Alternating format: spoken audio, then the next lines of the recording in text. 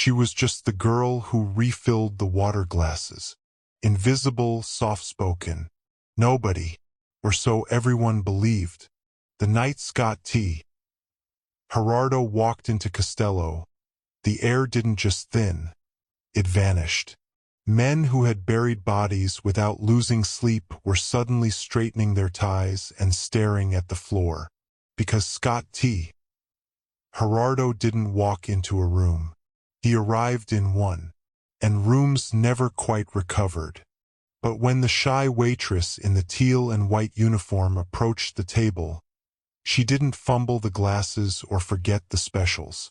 She stood there, phone pressed lightly to her chest like a shield, and looked the most dangerous old man in the world directly in the eye. And then she spoke. Not in English, not in Italian, in something older, something that didn't belong in a Manhattan restaurant or in this century, or in the mouth of a girl who poured wine for a living. The room didn't just go quiet. It stopped, because what came out of Dorothy P. Jason's mouth wasn't a greeting. It was a recognition, and only two people at that table understood what it meant, and what it cost her to say it. This is the story of the shy waitress who had been hiding a dynasty beneath her apron. The dinner service at Costello on a Friday night was less of a restaurant experience and more of a controlled anxiety spiral. Tucked into the heart of Midtown Manhattan, it occupied the ground floor of a building that had been here longer than most of the city's secrets.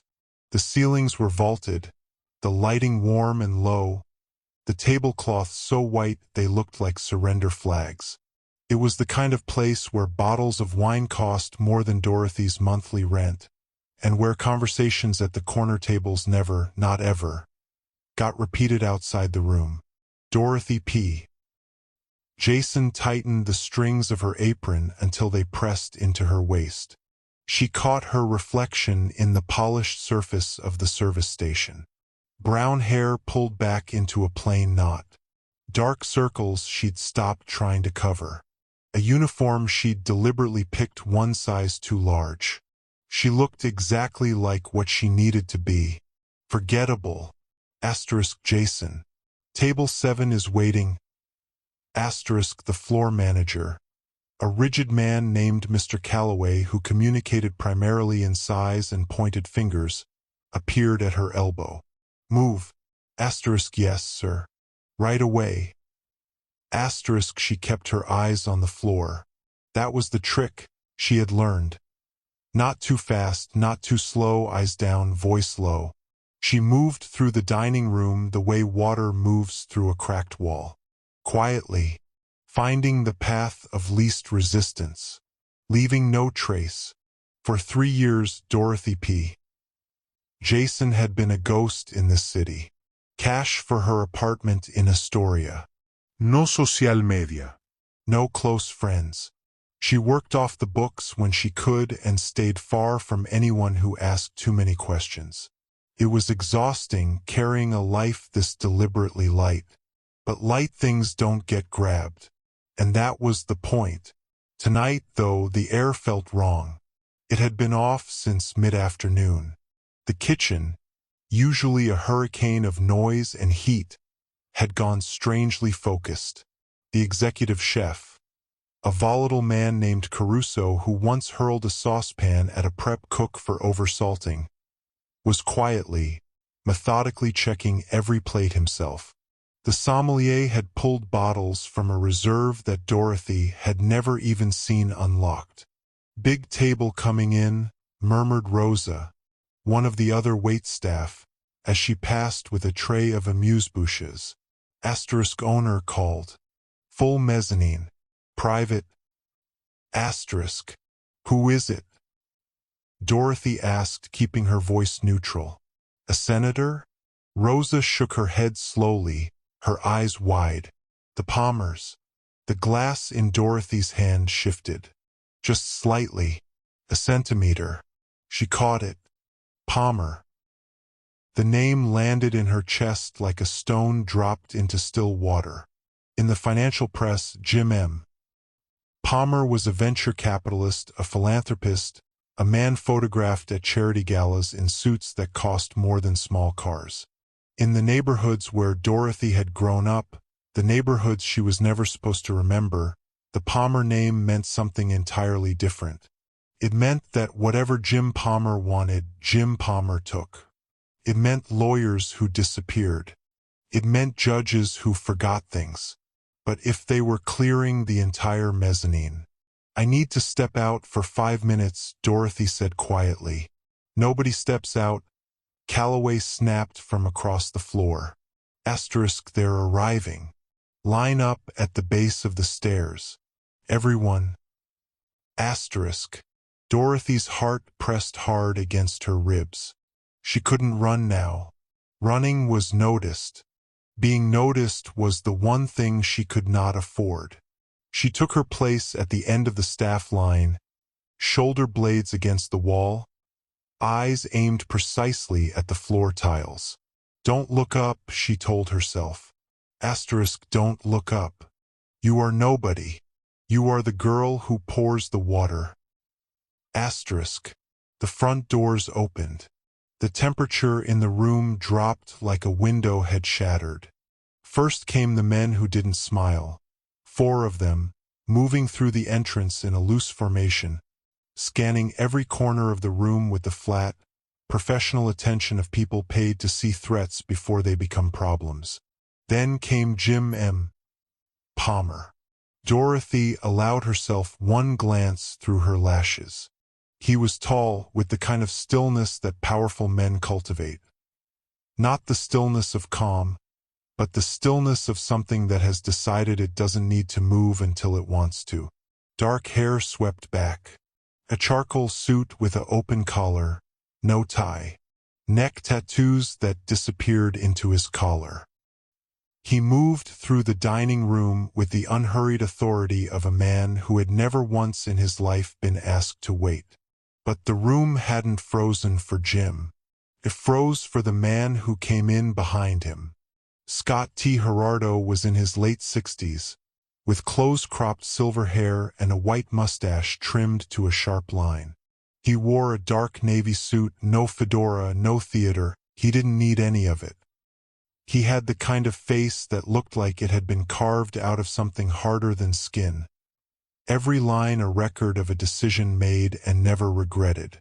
In one hand, he carried a cane topped with a small sculpted figure, silver and worn smooth from decades of use. In the other, he held nothing. He didn't need to. Forks paused in midair across the dining room. Conversations simply ceased. "Mr. Gerardo, what an honor." Calloway was nearly vibrating. "We have your table." Jim raised 2 fingers. "The table. Asterisk, of course. This way." Asterisk. As the procession moved along the base of the mezzanine stairs, past the line of staff standing at attention, Dorothy pressed herself into the wall. Eyes down. Breathing measured. She had done this before, stood 2 feet from danger and become part of the wallpaper. Asterisk, "Don't look up. You are nobody. You pour the water and you go home." Asterisk. The footsteps slowed. Stopped. The smell of cedar and something older. Leather. Expensive cigars. The particular scent of a man who has never had to apologize for anything. Settled around her like weather. "This one. Scott T." Gerardo's voice was low. It sounded like gravel shifting in a glass. "She's gripping that tray like it might run away." Jim's voice came from slightly further back, patient and unreadable. Asterisk, "Dad. The table." Asterisk. "Nervous hands are honest hands," Scott said. She heard the quiet tap of his cane on the tile. Asterisk, "Look up, girl. I don't bite standing still." Asterisk. Dorothy shut her eyes for exactly 1 second. She assembled the face she needed, wide eyes, a trembling lower lip, the particular quality of fear that plays as harmless. She looked up. Scott T. Gerardo was studying her the way an expert studies a painting they suspect might be a forgery. Not casually, not cruelly, precisely. His eyes, dark and deeply set behind small framed glasses, moved across her face with the patience of a man who had learned, over 60-something years, that the truth was usually in the detail everyone else dismissed. "I'm sorry, sir," Dorothy whispered, pitching her voice slightly higher than its natural register. I've never served anyone quite so. I mean, Mr. Palmer is... I've seen him in the news." Scott's mouth curved. Not warmly, assessingly. "Bring us wine," he said, "and don't spill it." He moved on. Jim Palmer followed, but as he passed, he paused for half a step. Not looking at her, not acknowledging her, but pausing. The way people pause when something almost registers. Dorothy exhaled slowly through her nose. She had survived the arrival. She poured the wine with hands that stopped shaking the moment the bottle was in her grip. She noticed Jim noticed that. His eyes tracked the steadiness of her pour with an expression that wasn't curiosity yet, but was getting there. Scott swirled the glass, sniffed it. Then he looked up at her with the glint of a man who had been testing rooms for 60 years and wasn't planning to stop tonight. "You are Italian?" he asked. "In English. Asterisk my grandmother, sir. On my mother's side. Asterisk. Where from?" "Naples, sir." Scott scoffed. A small, dismissive sound. Asterisk Naples. Loud people. Beautiful coastline, terrible manners. Asterisk he glanced at Jim, then back at Dorothy. He switched to Italian. Clean, standard. Asterisk do you understand me when I speak like this? Or is the Italian just something your grandmother used for cursing? Asterisk. A little, sir, Dorothy said in careful, imperfect Italian, letting her accent thicken, letting the grammar slip just enough. Asterisk my grandmother taught me some. Not much. Asterisk. Scott smiled at that. He turned to one of the men beside him, and here Dorothy's pulse spiked, because she knew what was coming before it came. She had seen it described. She had been warned about it years ago, in a kitchen far from this one, by a man who was trying to keep her alive. He tests rooms, that man had told her. Asterisk he switches to the old dialect, the mountain tongue, the one nobody speaks anymore, and he says something ugly. If you flinch, he knows you understood. If you don't, he moves on. Whatever you do, girl, don't flinch. Don't answer. Be a wall. Asterisk. Scott T. Gerardo leaned slightly toward his companion and shifted into a dialect that hadn't been common outside a cluster of villages in western Sicily since before Dorothy was born. Thick, guttural, architectural in its rhythm. He said something about the girl standing before him. Something about her eyes.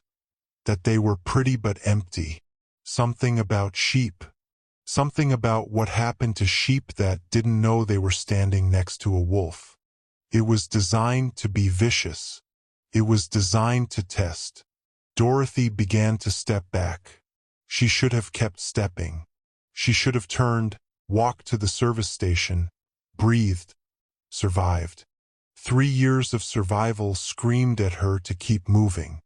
But the specific phrase he had used, the image of the sheep, the particular compound word for discard that only existed in that dialect, in that region, in the vocabulary of exactly the kind of men who had burned her family's house to the ground, reached past every wall she had built and struck something older than survival. Her feet stopped. She turned back. The table went very quiet. Dorothy P. Jason looked Scott T. Gerardo directly in the eye. She felt her own posture change, felt the slight lift of her chin, the settling of her shoulders, before she could stop it. The shy girl dissolved. Something older came to the surface. She opened her mouth, and what came out was not the voice of a waitress. It was low, precise, rhythmic, ancient. "The wolf who calls the sheep stupid," she said in the dialect, in the exact mountain cadence, with the specific inflection of a family that had spoken it for generations, "has forgotten that the shepherd is still watching." The silence that followed was a different species of silence than the one that had greeted Scott's arrival. Scott's wine glass stopped moving. Jim Palmer went completely still. Across the table, a fork struck a china plate and nobody picked it up. Scott T. Gerardo stared at Dorothy P. Jason. Not as a waitress, not as a girl, but as something he had believed for years was gone from the world. His mouth opened slightly. The color left his face in a slow, terrible tide. "Who are you?" he whispered, and the mask broke. Dorothy felt it happen. Felt the 3 years of careful construction crack down the middle as the reality of what she had just done landed on her like a ceiling collapsing. I have to check on another table," she heard herself say. She turned, and she ran. Not a fast walk, not a professional retreat. She ran through the dining room, past Calloway's gaping face, through the kitchen doors, past the line of stunned cooks, and straight for the back exit. Behind her, she heard Scott's voice cut through the restaurant like a blade. "Find her." And then Jim Palmer's voice, quieter, colder, already moving. "I've got her." Asterisk, she had spent 3 years becoming invisible. It took 5 words to make her seen. Asterisk. And now the most dangerous family in New York knew she was alive. The question wasn't whether they would find her. The question was what she would do before they did. Dorothy P. Jason had perfected the art of being overlooked. It wasn't a talent she was born with. It was something she had constructed, piece by careful piece. The way you board up a house before a storm, methodically, without sentiment, with the sole intention of keeping the inside safe from whatever was coming. 3 years of that work.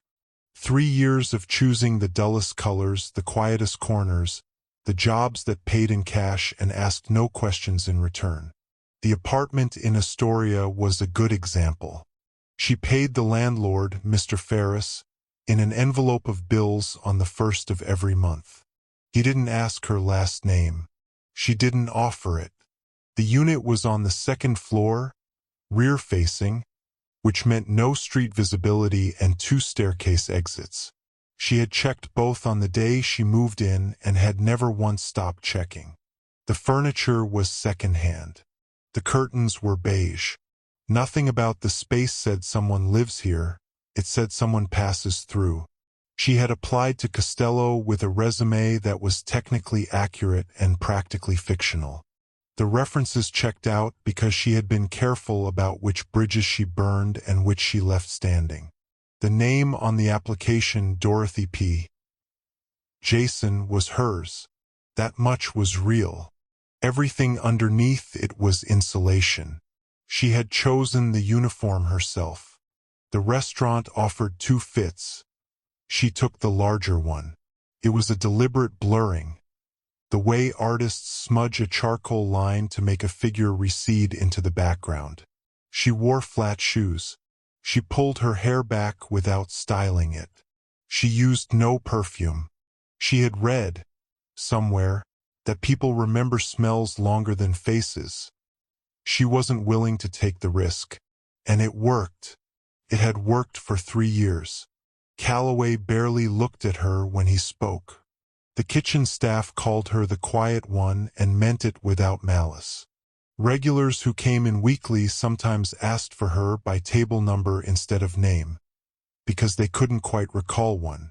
She was present and accounted for and almost entirely invisible, which was exactly what she needed to be. She was good at her job, though. She had not expected that, had not planned for it, but precision had always come naturally to her. She remembered orders without writing them down. She anticipated refills. She moved through the dining room in patterns that minimized steps and maximized coverage, the way someone trained to navigate space efficiently would, though she never let anyone see the efficiency as skill. She let it look like habit, like the low-grade competence of someone who had been doing this long enough that it had become automatic. It was a Friday in late autumn when the air changed. She noticed it when she arrived for the afternoon shift. The kitchen, which was usually already loud by 4 o'clock, Caruso's voice carrying over the hood vents, prep cooks moving fast and slightly panicked, was quiet in the wrong way. Focused, tense. The kind of quiet that collects before something breaks. The sommelier was in the cellar. She heard him down there, moving slowly, selecting with care. That cellar only opened for certain tables. Rosa caught her eye near the service station and held it a beat too long. "Big party tonight," Dorothy said. "Not a question. Private booking." Rosa kept her voice low. Calloway's been on the phone all afternoon. Owner called twice. Dorothy nodded and began setting her section. She placed the glasses with a steadiness she had learned to manufacture on demand, her mind already running the quiet calculation she ran whenever anything shifted outside its routine. Who? How many? What exit? She told herself it was nothing. A hedge fund dinner. A political fundraiser held somewhere it wouldn't be photographed. This city ran on rooms where powerful people ate expensive food and said things that couldn't be repeated, and Costello was exactly the kind of room they chose for it. It happened. Passed. It had nothing to do with her. She tightened her apron and moved to table 7. The couple at table 7 wanted still water and the tasting menu and had opinions about the bread. She smiled at the right moments and refilled without being asked and retreated to the service corridor with the smooth anonymity of furniture. Across the room, Calloway pressed his phone to his ear, listening, and she watched his posture change the way a building changes when the foundation shifts. Slow, almost imperceptible, and deeply structural. She looked away. She told herself it had nothing to do with her. She had been wrong before. They came at 7:43. Dorothy knew the exact time because she had been watching the clock above the service station with the focused attention of someone waiting for a diagnosis. The dining room had been running at half capacity all evening. Calloway had quietly discouraged walk-ins after 6, offering vague apologies about a private event, steering people toward the bar or the door. By 7:30, the remaining guests had been consolidated into the front section. The mezzanine was set and silent and waiting. The candles up there burned without anyone sitting near them, which gave the whole upper level the quality of a stage before the curtain lifted. Then the doors opened. The security came first. 2 men through the front, 2 more appearing from the side entrance as though they had already been outside for some time, which they probably had. They didn't announce themselves or show anything. They simply entered the space and changed the geometry of it, standing at angles that covered every sight line, their eyes moving in slow, professional arcs across the room. One of them looked at Dorothy for exactly as long as it took to determine she wasn't a threat, then looked away. She had never in her life been so grateful to be dismissed. Then Jim M. Palmer came through the door. She had seen photographs. Photographs hadn't been adequate preparation.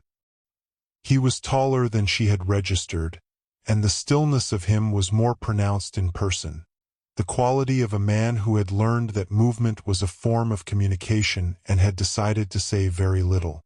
The suit was dark, open at the collar, and the tattoos that climbed his neck and disappeared behind his ear were not decorative in the way that word implied. They were a record.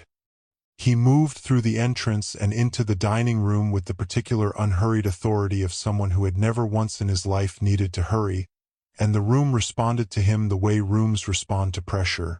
Everything in it shifted slightly, almost imperceptibly, toward accommodation. But it was the man behind him who took the air. Scott T. Gerardo entered slowly, which was not the same as entering weakly. He leaned on his cane, silver-topped, worn smooth, gripped with the ease of long familiarity, but the lean was tactical rather than necessary. He was in his late 60s, silver-haired, with a white mustache trimmed to a line as precise as a signature.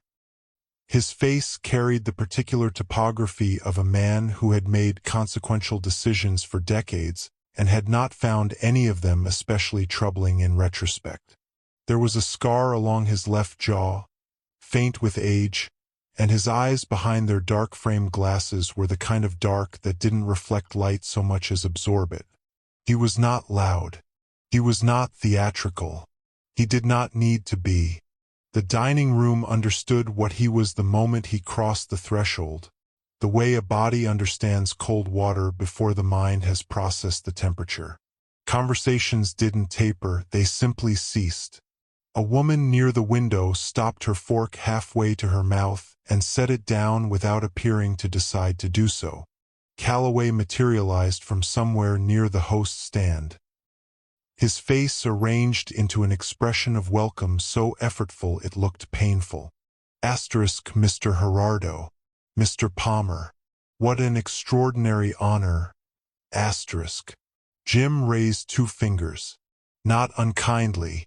Finally. Calloway pivoted immediately. Asterisk right this way. Everything is prepared. Asterisk. The procession moved through the dining room toward the mezzanine stairs, and the line of staff stood at attention along the wall. 7 of them, Dorothy at the far end, her eyes on the floor, her hands loose at her sides. She had been telling herself for the last 20 minutes that she was ready for this, that she had stood near dangerous things before and remained invisible, that this was no different from any other Friday night in any other room. She was not ready. Scott T. Gerardo's footsteps slowed as he passed the line of staff. Then they stopped. She felt it before she heard it, the particular quality of being observed. The weight of attention that has decided to settle. This one. His voice was exactly as she had imagined it would be. Low, unhurried, with a texture like gravel turning over in a current. She kept her eyes on the floor. Her hands stayed still. She let her breathing go shallow and her shoulders curve inward, and she summoned every ounce of the person she had spent 3 years becoming. She's gripping that tray like it might run away. Jim's voice came from behind his father. Patient, measured, unreadable. Asterisk Dad. Tables ready. Asterisk. Nervous hands, Scott said, almost to himself. The cane tapped once on the tile, close enough that she felt the vibration through the sole of her shoe. Asterisk look up. Girl. I want to see your face. Asterisk. Dorothy closed her eyes for 1 second. She built the expression from the inside out. The wide eyes, the trembling lip, the particular quality of fear that reads as harmless, as small, as someone who has never once in her life been anything other than exactly what she appears to be. She looked up. Scott T. Gerardo studied her face with the slow, unhurried attention of a man who had spent a lifetime reading rooms and the people inside them. His eyes moved across her features without urgency, pausing at her eyes for a moment that lasted slightly longer than it should have. She held the trembling. She let her chin drop a fraction. She widened her eyes just enough. "I'm sorry, sir," she whispered, pitching her voice slightly above its natural register. "I don't mean to. I've just never Mr. Palmer. I've seen him in the news. I didn't expect." The corner of Scott's mouth moved. Not warmth. Assessment. He held her gaze for one more beat. Then he moved on. Dorothy did not exhale. She waited until the procession had cleared the base of the stairs, until she could hear Calloway's voice floating down from the mezzanine. And then she turned back to her section and stood very still for exactly 3 seconds with her eyes closed. She had survived the arrival. She did not yet know that survival and safety were two entirely different things, and that she had just been granted one while the other was already slipping away. Calloway sent her up with the wine at 8:15. She didn't want to go. She stood at the service station for a moment longer than necessary, adjusting the bottle, checking the temperature, buying herself the kind of seconds that don't actually change anything but feel necessary anyway. Then she picked up the tray and climbed the mezzanine stairs with the measured, unhurried step of someone who belonged there and was not afraid. Both of those things were lies, but she had learned that the body, if disciplined, will carry a lie further than the mind expects. The mezzanine held a different quality of silence than the dining room below. It was smaller, more concentrated, the candlelight closer and warmer. Scott T. Gerardo sat at the head of the table, his cane hooked over the back of his chair, a position that suggested ease but placed it within reach. Jim M. Palmer sat to his right, one arm resting on the table, watching her approach with the flat, calibrated attention she was beginning to understand was simply how he looked at everything. 2 other men occupied the far end of the table. They did not look at her at all, which was, in its own way, more unsettling than if they had. She set the glasses without sound. She presented the bottle. She opened it the way she always did, cleanly, without theater, the cork drawn in one smooth pull that barely whispered. She had noticed, over the years, that the moment her hands found work to do, they stopped betraying her. Whatever her pulse was doing, her hands stayed steady. Jim noticed. She felt his attention shift and sharpen, just briefly, before it settled back into neutrality. She poured for Scott first. He lifted the glass, swirled it, brought it to his nose. Then he set it down and looked at her. "You are Italian," he said. "In English. Not a question.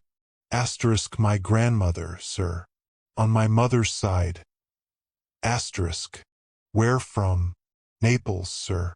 He made a small dismissive sound and waved one hand, a gesture that managed to contain an entire opinion about Naples and everyone born there.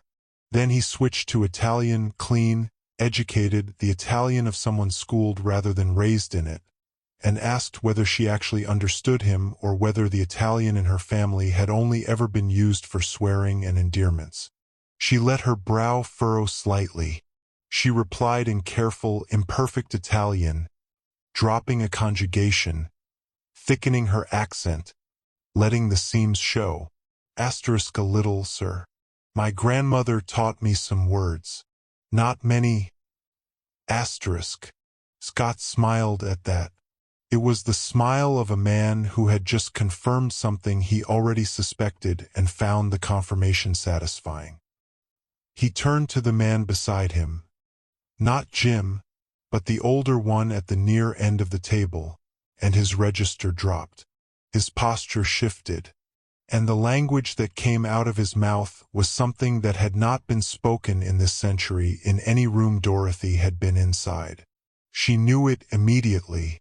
The cadence of it, the particular weight of the consonants, the way certain syllables collapsed into each other in a rhythm that was less speech than music written in a minor key. She had heard it before she could form her own sentences. It had been the language of late evenings in a kitchen that no longer existed, of her father's voice dropping low when he thought she was asleep, of arguments and instructions and stories told in the tongue that belonged only to a specific cluster of villages on a specific hillside that most maps had never bothered to name. She heard what Scott said. She understood every word of it. He was speaking to his companion about her. The words he used were the words men use when they believe they are unheard: dismissive, crude, reductive. He used a specific compound word for discard that existed only in that dialect, in that region. He used the image of a sheep that didn't know it was standing in a slaughterhouse. He said it with the casual amusement of a man performing a familiar test on unfamiliar ground. Dorothy began to step back from the table. She should have kept moving. Every constructed layer of herself was screaming the same instruction: walk away, you are nobody, you pour the water and you go home. 3 years of careful architecture demanding she honor what it had cost to build it. But the specific word he had used for discard, the one that had existed in her father's vocabulary, in her grandmother's warnings, in the vocabulary of the men who had decided her family's life was expendable, moved through her like a current that bypassed every wall she had ever built. Her feet stopped. She turned back. The table went quiet in the particular way that precedes something irreversible. Dorothy looked at Scott T. Gerardo. Not at his collar, not at the space above his shoulder. At his face. Directly. And she felt her own posture change, as though something structural inside her had finally, after 3 years of compression, decided to stand at its full height. She opened her mouth. What came out was not the voice of a waitress. It was low and unhurried and rhythmically exact, and it landed in the dialect. His dialect, the mountain tongue, the language of a hillside that most maps had never named, with the fluency of someone who had been born breathing it. The wolf who names the sheep, she said, has already told the shepherd where he sleeps. For seconds of absolute silence, Scott's wine glass stopped moving. It simply hung in his hand, mid-swirl, as though the mechanism that operated it had been switched off. Jim Palmer went still in a way that was different from his usual stillness. His usual stillness was chosen. This one was involuntary. At the far end of the table, something struck China. Nobody looked at it. Scott T. Gerardo stared at her. The assessment in his eyes had been replaced by something she had not expected to see on a face like his. Something unguarded. Something almost structural in its disruption. He was looking at her the way people look at things they had believed were gone from the world.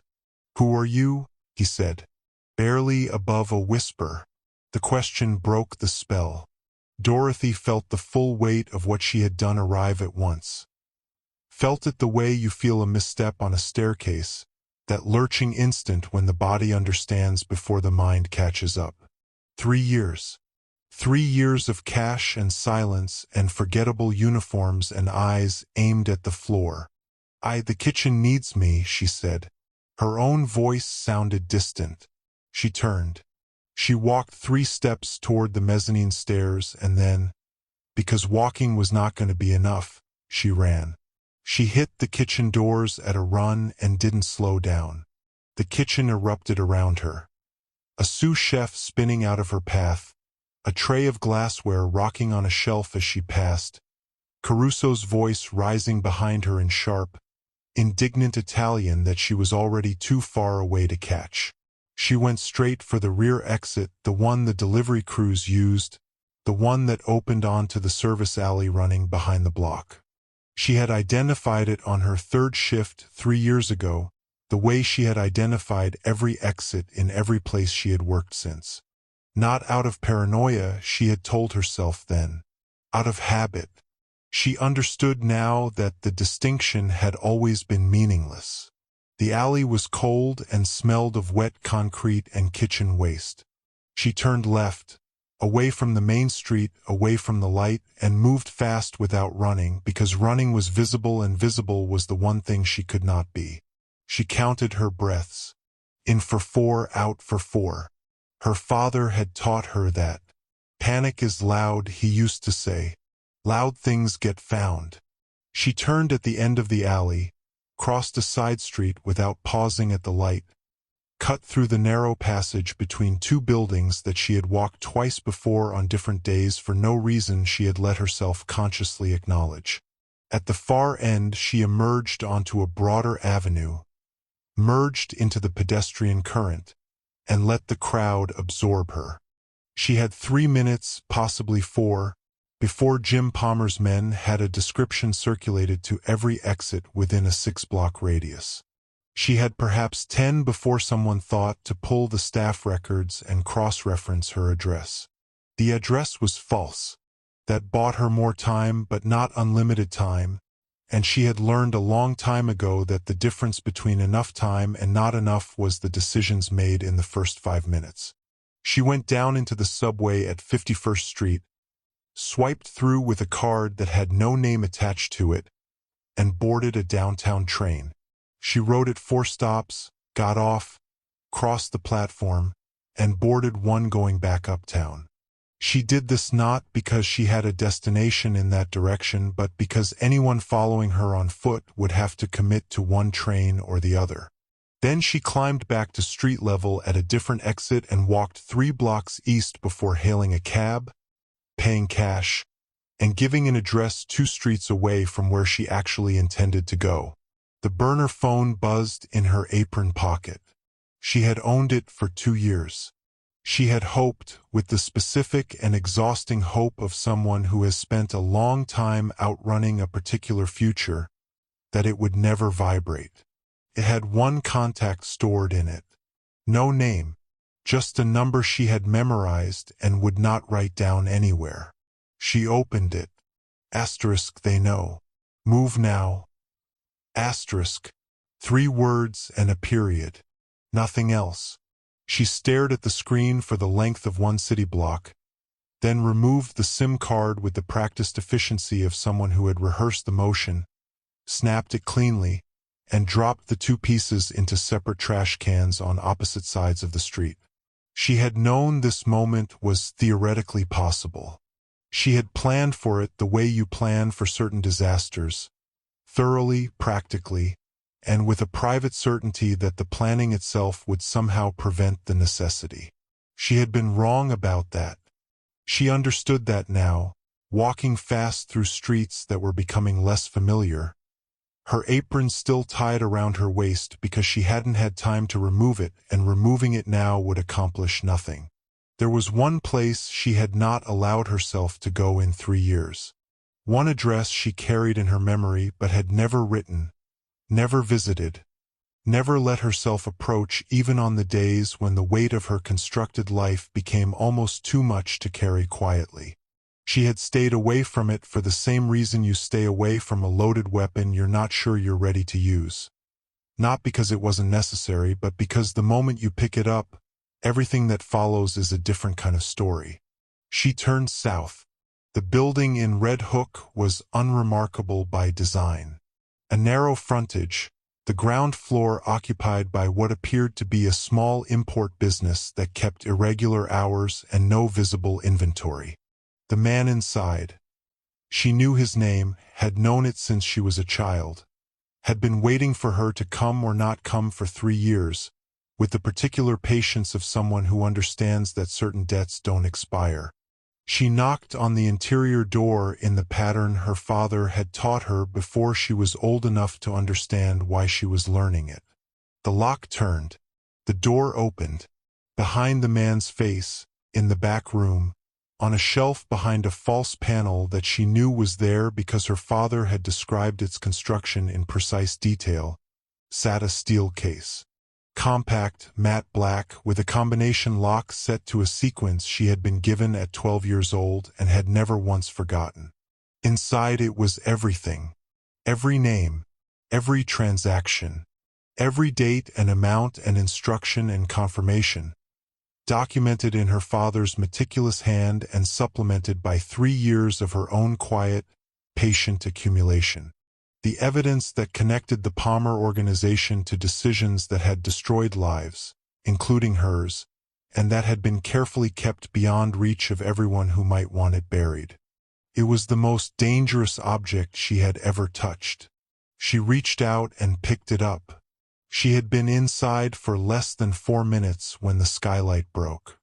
Not shattered, broke deliberately in the controlled way that people who do this professionally prefer, a short, sharp impact followed by the careful removal of the frame. She heard it from the back room and understood what it was before the first piece of glass hit the floor. She was already moving, the steel case in her left hand, her right hand finding the edge of the shelf in the darkness. The old man, his name was Carrick, and he had known her father for 30 years, and he had opened the door for her 20 minutes ago with the expression of someone who had been waiting a long time for a knock he wasn't sure would ever come, was in the front room. She heard him register the sound, heard the specific silence that followed, the kind that means a person has made a decision. "Back door," he said, not loudly. "Go, Carrick. Go, girl." Something in his voice that was not fear. Something older than fear, and calmer. "I know what this is. You take that case and you go." She went. She moved through the back room and into the narrow corridor that ran behind it. The layout already mapped in her memory from the single walk through Carrick had given her the night she arrived to leave the case in his keeping. Left, then right, then the door with the 3 bolts that had to be turned in sequence or the frame locked. She turned them in sequence. The door opened onto a loading dock that overlooked the water, the river black and moving below, the dock lights throwing yellow pools across the wetwood. Behind her, inside, she heard Carrick's voice. Steady, confrontational, buying seconds, and then the sound that ended it. She didn't stop. She had learned a long time ago, in a different country and a different life, that stopping to grieve in the middle of an operation was how you ensured there would be more to grieve later. She crossed the dock at a run, case in hand, heading for the far end where a set of maintenance stairs dropped down to a lower walkway and from there to a service road. She was 12 feet from the stairs when a figure stepped out of the shadow at the end of the dock and stopped in front of her. She pulled up short. Jim M. Palmer stood in the yellow light with the rain beginning to come down around him. His jacket open, one hand raised at his side holding a gun, but not raised toward her. It was angled away, pointed at the darkness behind her and to her left, at a specific point in the shadow with the precision of someone who had already identified something there. She looked where he was pointing, a shape in the darkness, not moving, tactical gear, down. "Those aren't my men," Jim said. His voice was even, not urgent, which somehow made it more credible and less credible at the same time. "I came alone.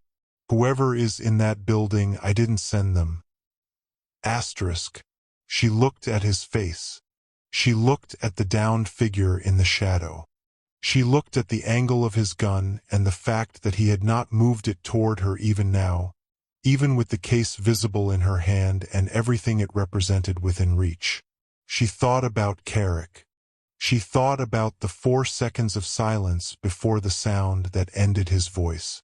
She thought about the fact that Jim Palmer had resources and reach and the ability to have found her address within an hour of her running from the restaurant, and that the people who had come through the skylight had found it faster than that, which meant either he had sent them, which his current posture suggested was unlikely, or someone else had access to information they shouldn't have, which was a different and more complicated problem.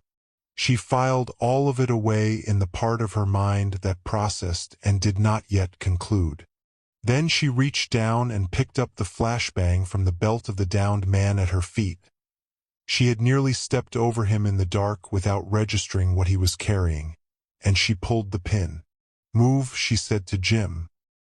He had perhaps 1 second to understand what she intended before she lobbed it hard over his shoulder into the dock behind him, grabbed the lapel of his very expensive jacket with her free hand, and shoved him backward off the edge of the dock with everything she had.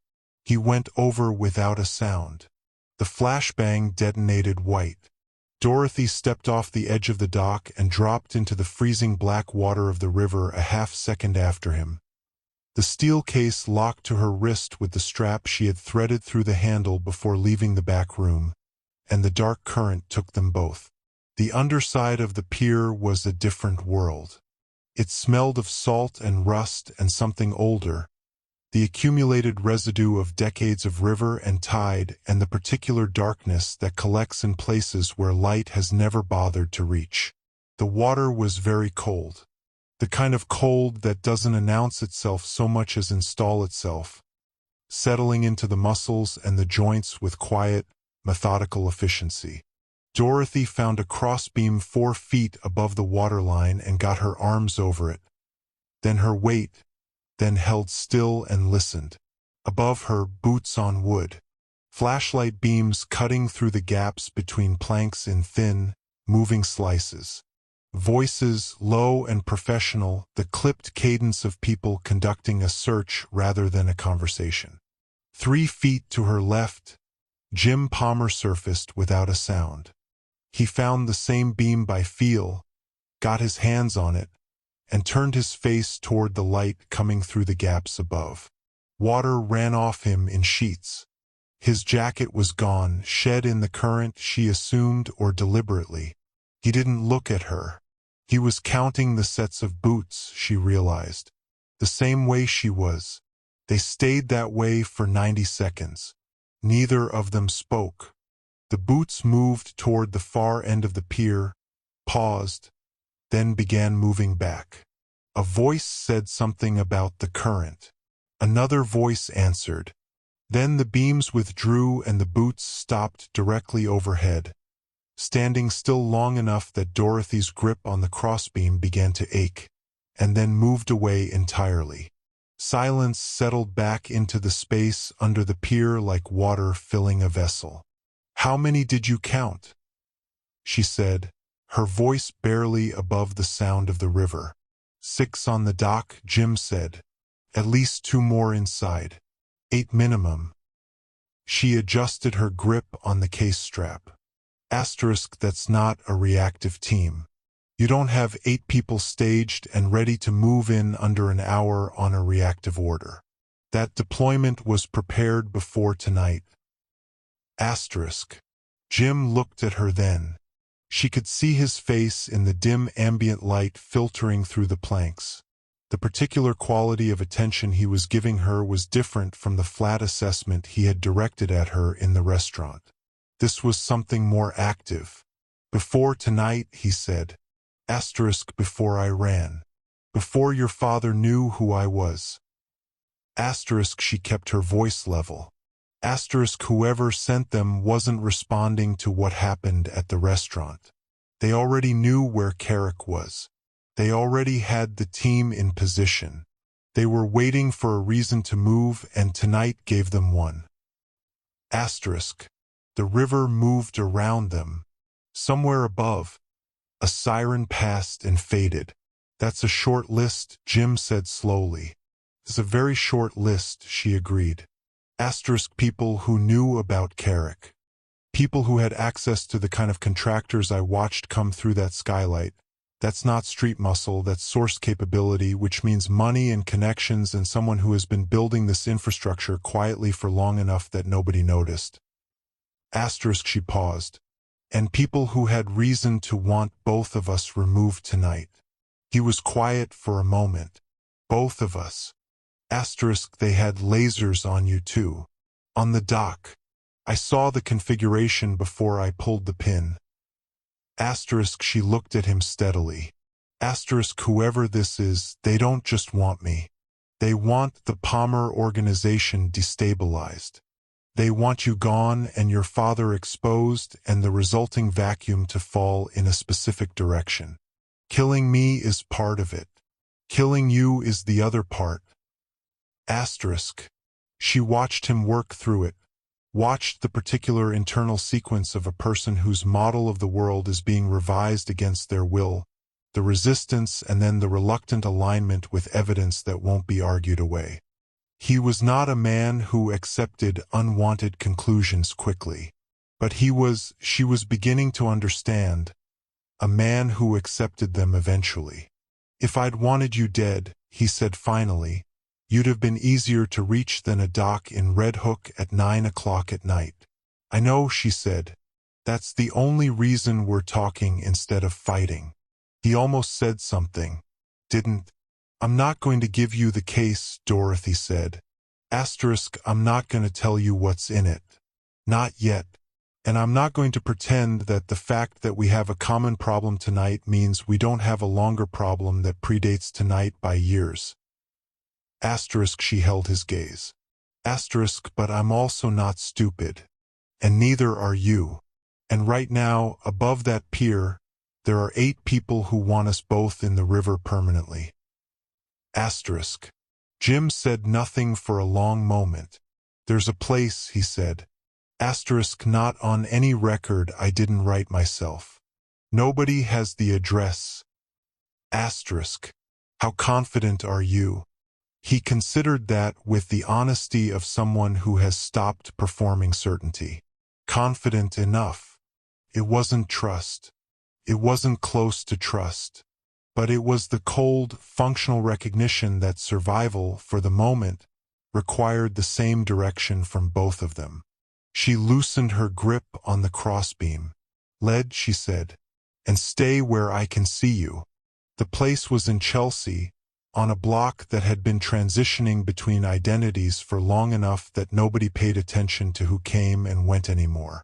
The building's street-facing facade was unremarkable. A narrow door between a closed print shop and a laundry that kept late hours. Jim used a key rather than a code, which told her the security was older and therefore less traceable, and led her up 2 flights of stairs that didn't creak because someone had cared enough to fix them. The door at the top opened into a loft that stopped her just inside the threshold. She had been expecting the practical, a cot, maybe, a safe bolted to the wall, the functional minimalism of a space maintained for contingency rather than habitation. What she found instead was high ceilings and warm light and the smell of linseed oil and something chemical beneath it, the particular atmosphere of a space where someone made things. The walls held canvases. Large ones, most of them, hung without frames and stacked in several places 3 and 4 deep. The paintings were not decorative. They were the kind of work that comes from necessity rather than craft. Dark and structural, full of movement that felt trapped, figures that reached without arriving. She looked at Jim. He had already moved to a cabinet near the kitchen alcove and was pulling out a first aid kit with the efficiency of someone who had done this before. He didn't offer an explanation for the paintings, and she didn't ask for one. Not yet. They tended wounds at the kitchen table. Her calf had a long scrape from the dock edge, shallow enough that it didn't need closing but deep enough to need cleaning, and she sat still while he worked with the antiseptic and gauze in the focused, careful way that she was not accustomed to associating with his hands. He had a split across 2 knuckles from the river, and she taped it without comment while he looked at the middle distance. The silence between them was not comfortable, but it had changed quality since the underside of the pier. It was less the silence of 2 people deciding whether to be a threat to each other, and more the silence of 2 people who have temporarily tabled that question in favor of more immediate ones. 3 years, Jim said eventually. He was looking at the bandaging on his hand. You were there 3 years. Yes. You could have acted before tonight. Multiple times. It wasn't an accusation. It was the observation of someone attempting to understand a decision they hadn't anticipated. Yes, she said again. Why didn't you? She looked at one of the canvases on the wall. A large one, dark ground with something luminous trying to come through the center of it, not quite succeeding.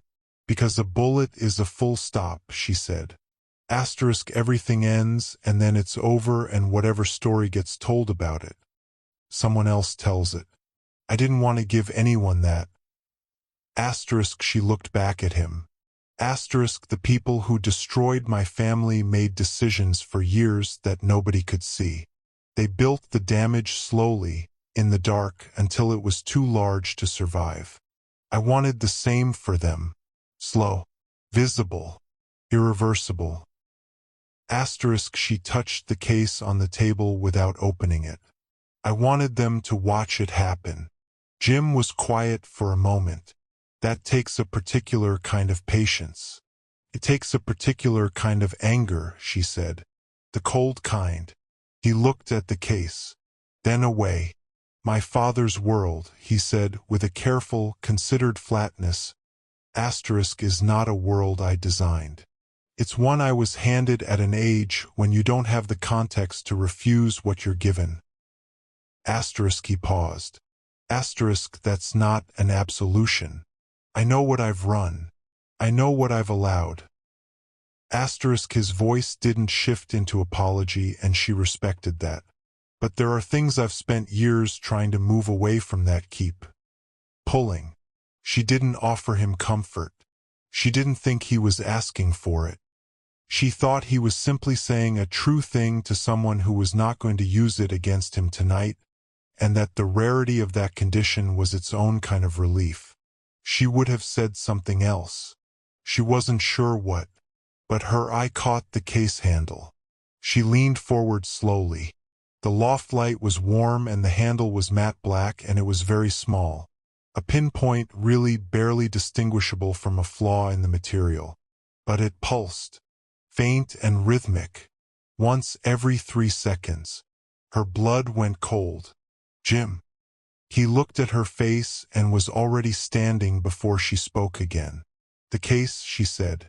Asterisk, someone put a tracker on it. Not tonight. This was placed before I picked it up. Whoever sent those contractors to Carrick's, they planned for the possibility I'd get out with it. Asterisk, she looked at him. Asterisk, they know exactly where we are. They've known since Red Hook. Asterisk. He was already moving toward the window. How long? She asked. His jaw tightened. Not long enough.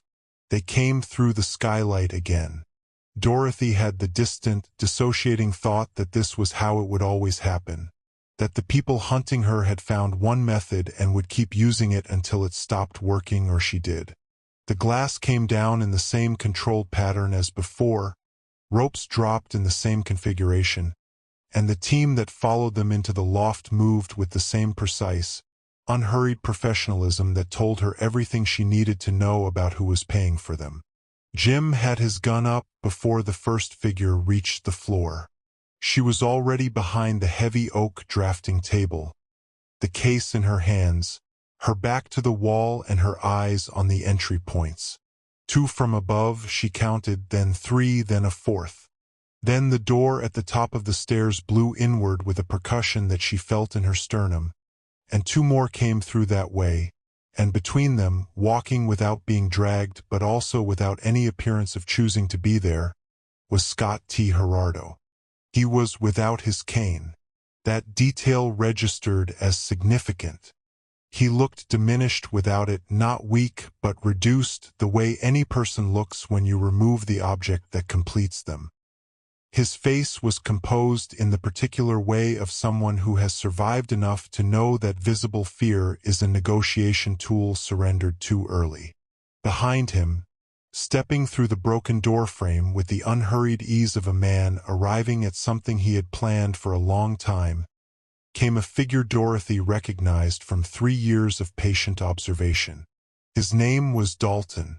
He had been with the Palmer organization for over a decade, quietly occupying the administrative layer between Jim's visible operations and the deeper infrastructure that didn't appear in any filing. She had noted him 18 months ago, had flagged the particular pattern of his movements in the notes she kept in her memory and nowhere else. He had always seemed like wallpaper.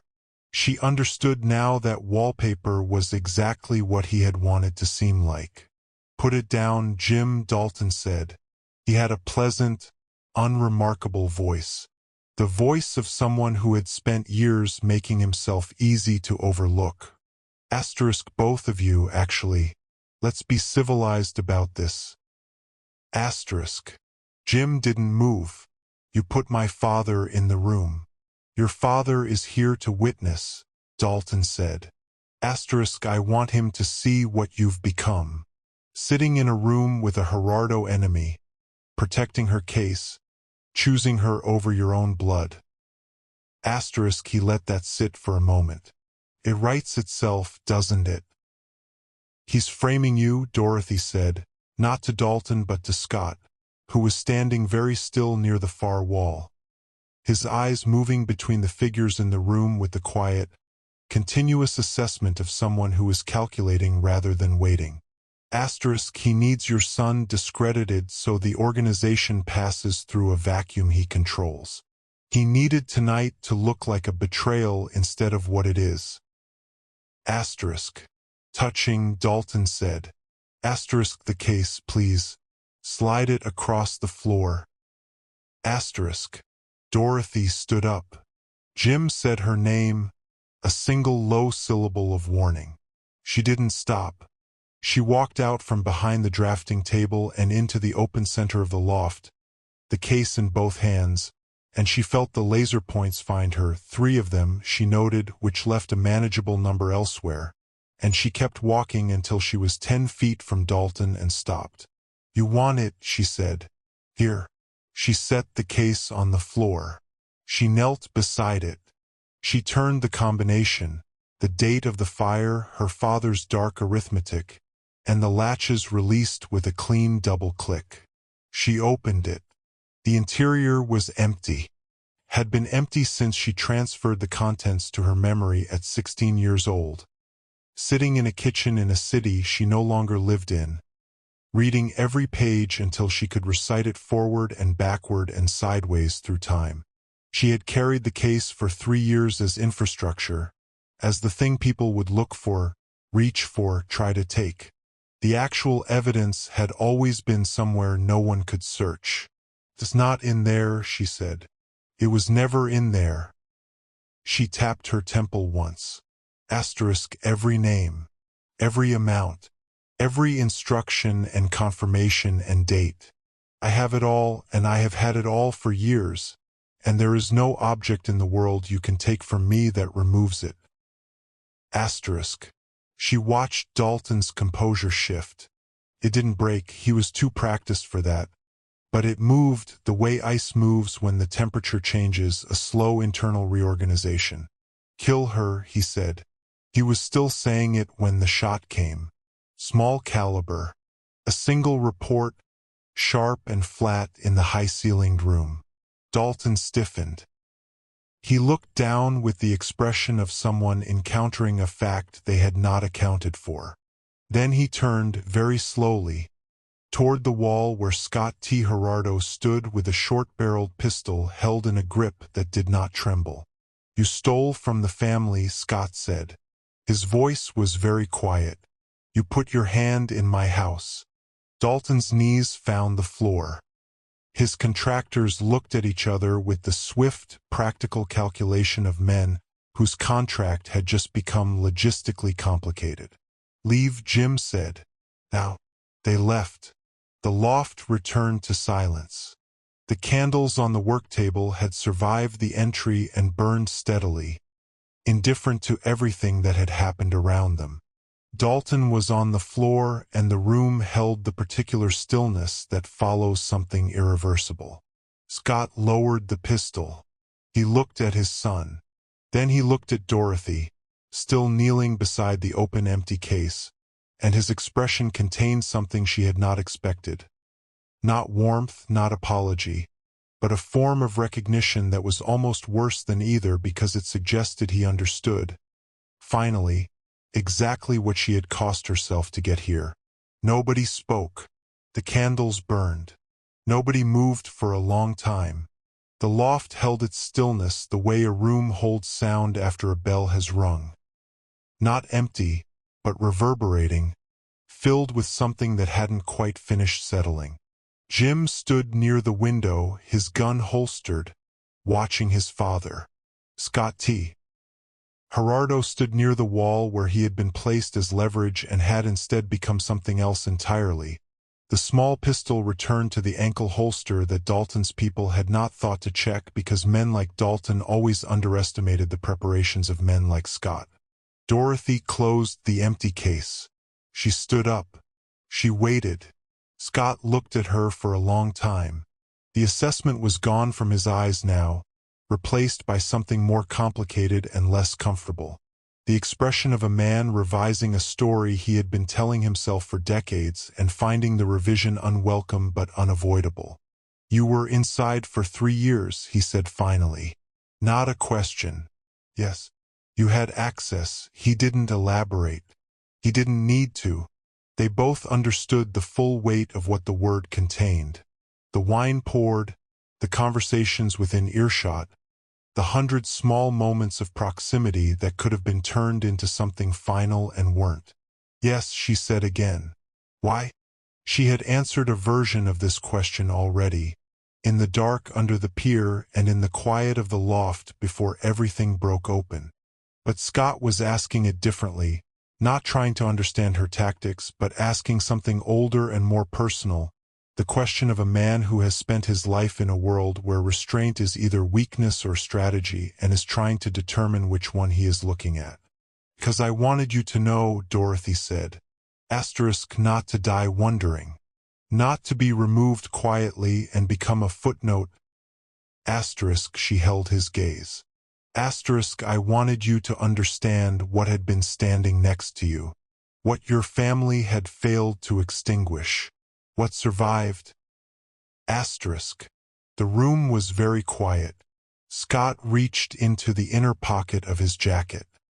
He removed a ring, heavy gold signet, worn on the right hand for decades by the look of the patina. He held it in his palm and looked at it for a moment with the expression of a man handling something that has more weight than its material warrants. In the old language, he said slowly, "There is one settlement that cannot be appealed. A life for a life witnessed and named." He looked up. "You saved my son on that dock. You had the means and the history to let it go differently, and you didn't." He paused. A debt of that nature doesn't care about the history between the families that carry it. It exists independent of everything else. He set the ring on the drafting table between them. He did not slide it toward her. He placed it there and took his hand away and let it sit as a fact rather than an offer. "The account is settled," Scott said. What existed before tonight is finished. I speak it here witnessed." His eyes moved briefly to Jim, then back. "It is done." Dorothy looked at the ring on the table. She didn't pick it up. She didn't need to. In the language he was speaking, the only language that had ever governed the world they had both been born into, the placement was the declaration. The acknowledgement was the seal. "It is done," she said. Costello reopened on a Thursday, 6 weeks later. The renovation had been minor, some repainting, new fixtures in the private mezzanine, the kind of quiet refresh that signals continuity rather than change. The chandelier in the main room was the same one that had hung there for 20 years, throwing the same warm light across the same marble floors, illuminating the same caliber of people engaged in the same careful conversations. Dorothy walked in through the front entrance. She was not wearing the teal and white uniform. She was not carrying a tray. Her hair was down, and she wore it without apology, and her coat was the kind of coat that cost what it cost and made no effort to obscure the fact. She moved through the dining room the way water moves when it has finally found its level. Not quickly, not slowly, simply with the ease of something that has stopped working against its own nature. Heads turned. She let them. At the corner table near the mezzanine stairs, Scott T. Gerardo sat with 2 men she didn't recognize and one she did. He saw her cross the room. He lifted his glass, a small and deliberate gesture, and returned to his conversation. Jim was at the bar. He watched her approach with his particular stillness, and in his expression was something that had not quite resolved into a smile but was in the process of becoming one. The way a photograph develops, slowly, the image clarifying out of nothing into something recognizable and real. "You're late," he said. "I'm exactly on time," Dorothy said. "I've just never arrived before." She sat down beside him, and for the first time in 3 years, she did not check the exits. She never needed them to fear her. She needed them to finally see her. Show your respect by hitting that like button, subscribe to join the family, and drop a comment below to let the commission know your thoughts on today's hit.